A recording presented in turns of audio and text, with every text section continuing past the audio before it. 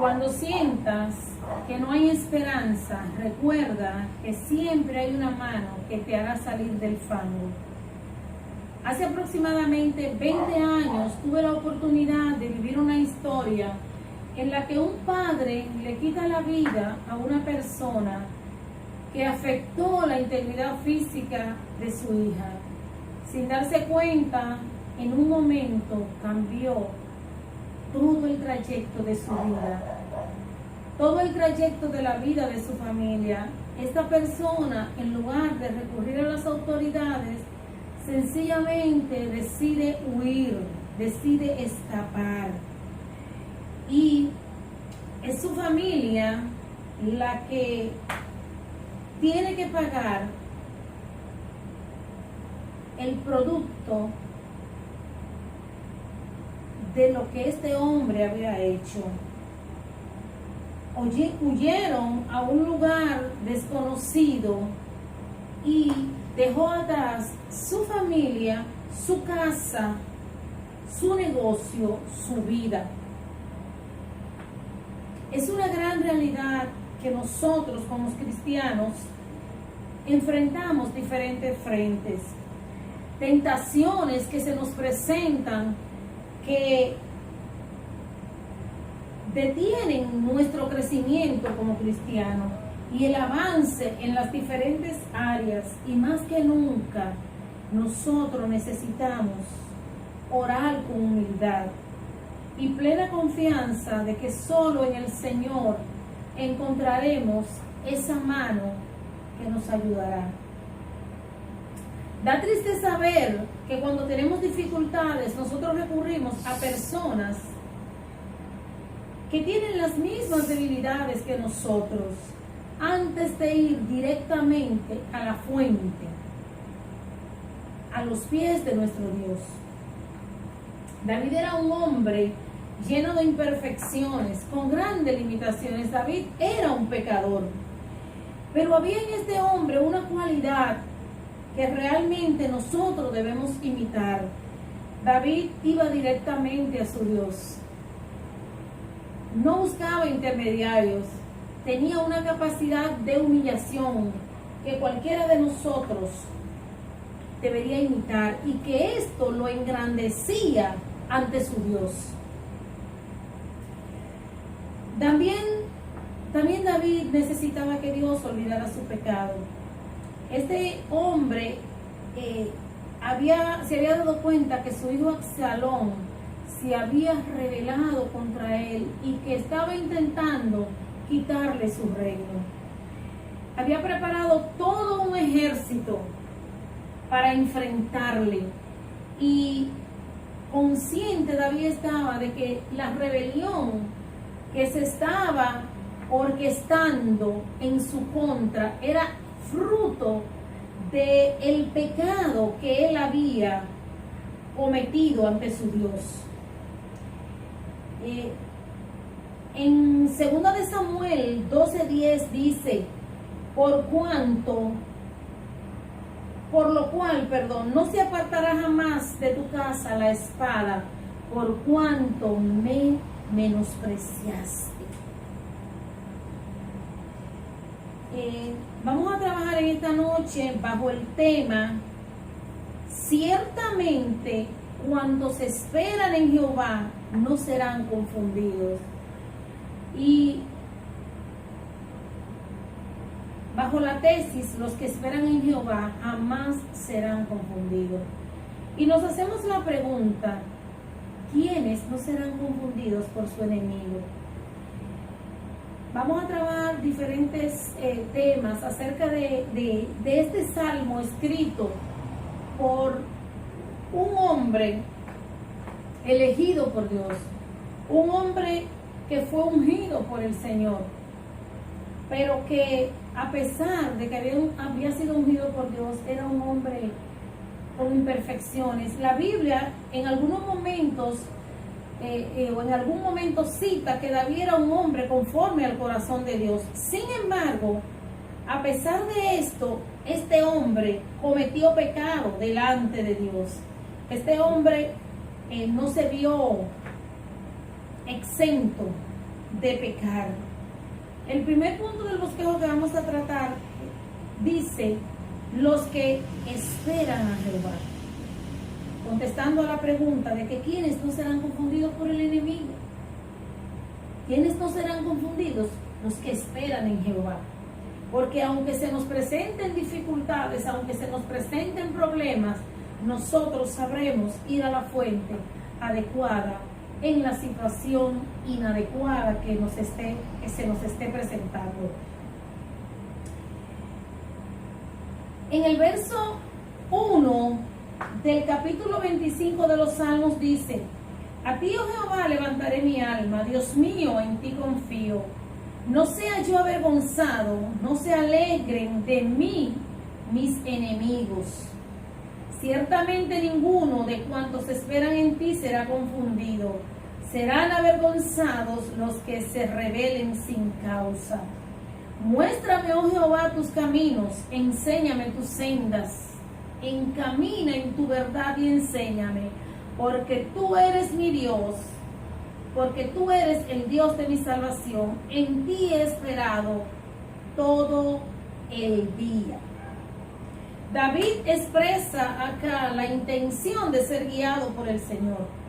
Y yo me pregunto y automáticamente me respondo, ¿qué necesitamos nosotros para recibir la dirección de Dios?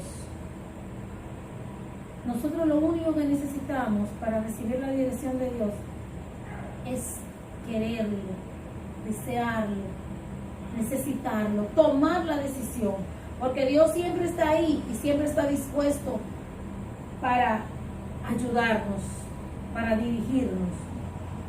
Lo primero que deseamos es reconocer que necesitamos la ayuda, aceptar que hemos pecado y luego ir a la fuente donde podemos encontrar esa ayuda. David, vemos cómo clama al Señor en estos versos del Salmo 25. A ti, oh Jehová, levantaré mi alma. Dios mío, en ti confío. Hay en este hombre una capacidad de humillación, una capacidad que le dice al Señor realmente que Él confía, que Él espera en Él, que Él sabe, que Él está seguro que solamente en Él hay una salida para la situación que Él está viviendo. Este hombre entiende que Él tiene la culpa de la situación que está sosteniendo, en la que Él se encuentra en este momento. Pero aún así, a pesar de que entiende o toma la decisión de huir de la ciudad, de salir del palacio, porque realmente sus enemigos vienen detrás de él y están orquestando cómo destruirlo, y de no hacerlo, él sabe que humanamente puede perder su vida. Él clama al Señor, entiende que solo en el Señor hay salvación, y por eso él habla al Señor de esta manera: a ti levantaré mi alma. Hay momentos en que nosotros entendemos que debemos detenernos, que debemos reconocer que hemos fallado y luego clamar por perdón, por restauración y por auxilio, como lo hizo David en este momento. El punto 2 que vamos a tratar acerca de este tema son los que piden misericordia. Y nos vamos a centrar en los versos 6 al 8. Acuérdate, oh Jehová, de tus piedades y de tus misericordias que son perpetuas. Vemos aquí que David conocía su situación, pero aún en medio de ella, él apela a las promesas que Dios le ha hecho. Acuérdate, oh Jehová, de tus piedades y de tus misericordias que son perpetuas. Podemos ver que este hombre conocía al Dios con el que él estaba hablando. Podemos ver que no es la primera vez que David habla con Dios. Podemos ver cuando él dice: acuérdate de tus piedades y de tus misericordias. podemos ver que él había pasado tiempo a solas. Podemos ver que había intimidad. Podemos ver que había confianza. Y sobre todo cuando le dice, conforme a tus misericordias, acuérdate de mí por tu bondad, oh Jehová. Bueno y recto es Jehová, por tanto, él enseñará a los pecadores el camino. Él apela a las cualidades de Dios y él dice, bueno y recto es Jehová. Y aunque él entiende que en este momento él se encuentra en pecado, él entiende que solamente Jehová mostrará, que solamente Jehová enseñará a los pecadores el camino. Y seguimos diciendo, los mansos, los que son mansos y los que son humildes. Y aquí hablaremos en el verso 9. El verso 9 dice, encamina a los humildes por el juicio. Si vemos la definición de la palabra humilde en el diccionario de la Real Academia de la Lengua, la palabra humildad se ve como la virtud que consiste en el conocimiento de las propias limitaciones y debilidades y en obrar de acuerdo a este conocimiento.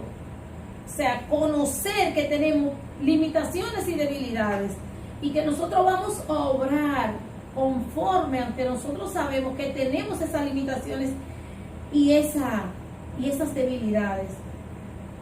David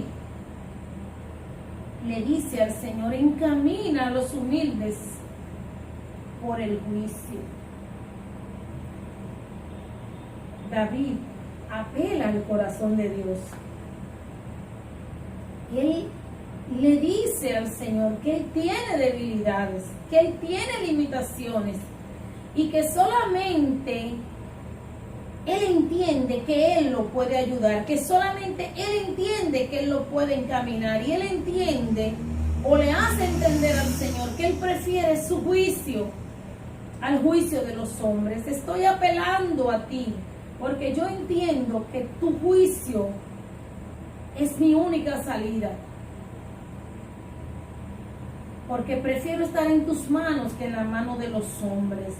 Y enseñará a los mansos su carrera. La palabra manso nos lleva directamente a uno de las partes del fruto del Espíritu en Gálatas 5:22. Y entendemos que la palabra mansedumbres es una capacidad en la que nosotros aceptamos que Dios haga con nuestras vidas. Tenemos la disposición a nivel de espíritu de que lo que Él esté haciendo será bueno y aceptado por nosotros. O sea, aceptaremos lo que Dios haga con nosotros sin discutirlo y sin resistirnos. Los mansos no se resisten. Los mansos no discuten. Los mansos sencillamente aceptan lo que se hace con ellos. Otro punto que queremos discutir en esta noche es los que temen y guardan su pacto. Y vamos a leer los versos 10 al 14.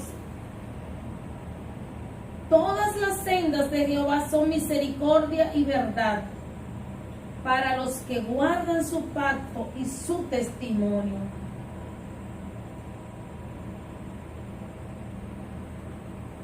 Por amor de su nombre, oh Jehová, perdonará también mi pecado, que es grande. ¿Quién es el hombre que teme a Jehová? Él le enseñará el camino que ha de escoger.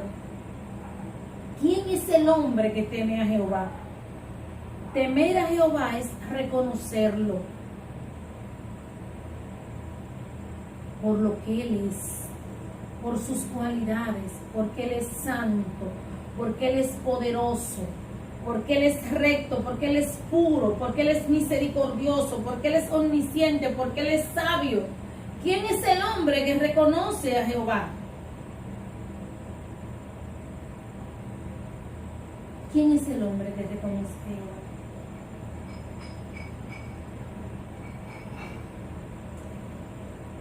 Realmente, cuando reconocemos a Jehová por sus cualidades, automáticamente reconocemos que como Él es Dios, nosotros somos sus hijos.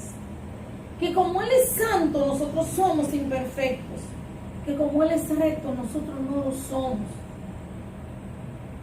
Que Él es sabio, nosotros no lo somos. Ahora, ¿qué debemos hacer para demostrar que tememos y que guardamos el pacto del Señor? Aceptar lo que Él quiera. Humillarnos ante su presencia. Solamente cuando venimos humillados ante sus pies, nosotros entonces sabremos cómo elegir nuestro camino. O mejor dicho, decidiremos aceptar el camino que Él elija por nosotros. El verso 14 dice: la comunión íntima de Jehová es con los que le temen, y a ellos hará conocer su pacto. Es necesario no que le tengamos miedo, sino que tengamos un temor reverente, que entendamos la diferencia que existe entre Él y nosotros, entre su sabiduría y nuestro conocimiento, entre su pureza y nuestra inmundicia. Es necesario, si queremos tener comunión íntima con Él, que nos humillemos delante de su presencia, que temamos. Y solo así Dios nos hará conocer su pacto. El último punto que quisiera que tratáramos es a los que confían en Jehová. Y nos vamos a basar en los versos 15 al 21. Mis ojos están siempre hacia Jehová, porque Él sacará mis pies de la red. En el diccionario de la Real Academia de la Lengua, la palabra esperanza o la palabra confianza implica esperanza en alguien o en algo. Para nosotros confiar, nosotros esperamos ciegamente en una persona o en algo.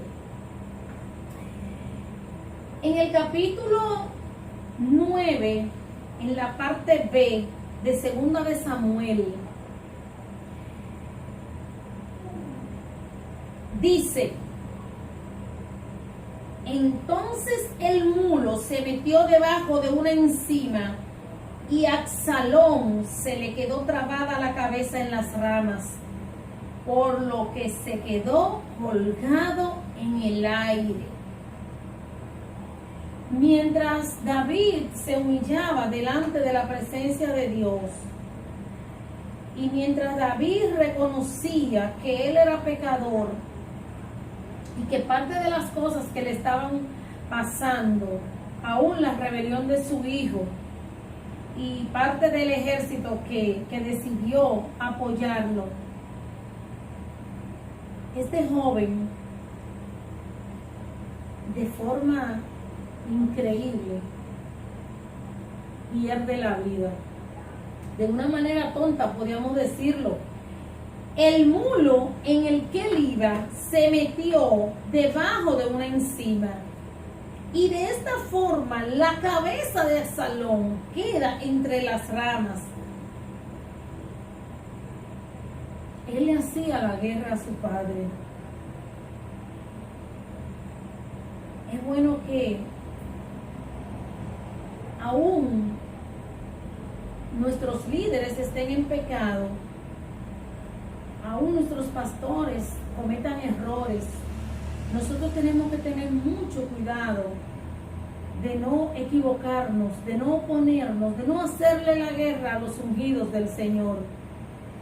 Este hombre era hijo de David, y a pesar de que David era imperfecto, de que cometía errores, David era un hombre que tenía una capacidad de humillarse delante de Dios. Y Dios ama que sus siervos se humillen a Dios.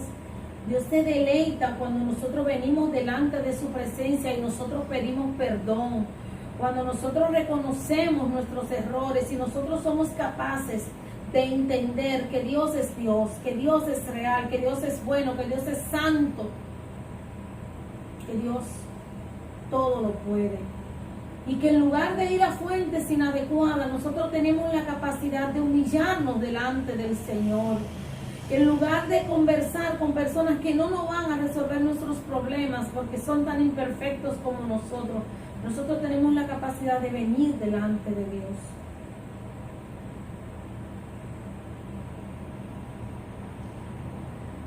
Dios quiere hablar con sus líderes en este momento. Es necesario que nosotros nos volvamos al Señor. Es necesario que nosotros entendamos que Dios es que pelea por nosotros. Que si nosotros entendemos que estamos siendo abusados, que estamos siendo enfrentados, que nuestra posición se nos está quitando, nosotros tenemos que dejar que sea Dios el que pelee por nosotros. Que no seamos nosotros que hagamos la guerra. Permitamos que el Señor, a través de su Espíritu Santo, nos defienda. David era rey. Había sido ungido por Dios. Y había pecado, le había fallado, pero Dios peleó su batalla. Oremos. Padre, gracias. En este momento venimos delante de tu presencia, Señor, humillados a tus pies, para que tú nos ayudes, Señor, a reconocernos pecadores y que entendamos que solamente en ti, Dios mío, está la resolución de nuestros problemas. No importa cuán grandes sean, Señor, no importa las dificultades que estemos atravesando, quienes se nos estén oponiendo, Señor, tú eres bueno. Tú eres fiel, tú eres recto, tus misericordias están de nuestro lado, Señor, y solo en ti hay la salida. Solo en ti hay un juicio justo, Señor, cuando nosotros cometemos errores. Muchas gracias, Señor. Ayúdanos en el nombre de Jesús.